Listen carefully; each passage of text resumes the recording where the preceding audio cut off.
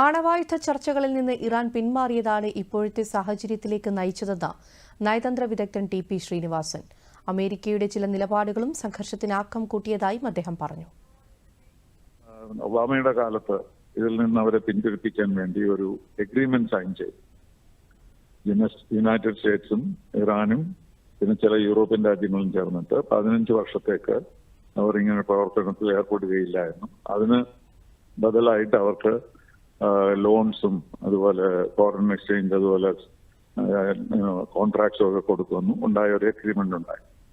പക്ഷേ president Trump അധികാരത്തിൽ വന്നപ്പോൾ അത് അദ്ദേഹം ക്യാൻസൽ ചെയ്തു. കാരണം ഈ 15 വർഷം പോരല്ലോ, അവരൊരിക്കലും ന്യൂക്ലിയർ വെപ്പൺസ് ഉണ്ടാക്കാൻ പാടില്ല എന്ന് വേണം എഗ്രിമെന്റ് വേണ്ടതെന്ന് അദ്ദേഹം പറയുകയും ഇതിൽ നിന്ന് പിൻവാങ്ങുകയും ചെയ്തു.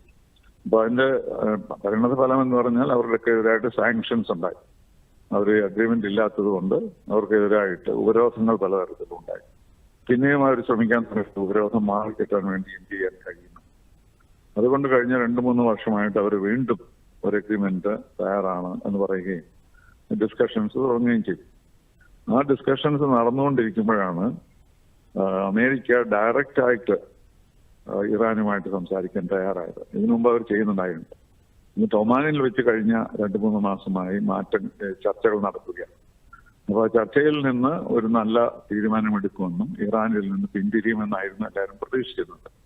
പക്ഷെ കുറഞ്ഞ ദിവസങ്ങളിലായിട്ടുള്ള സൂചന അവരതിന് തയ്യാറല്ല എന്നാണ്.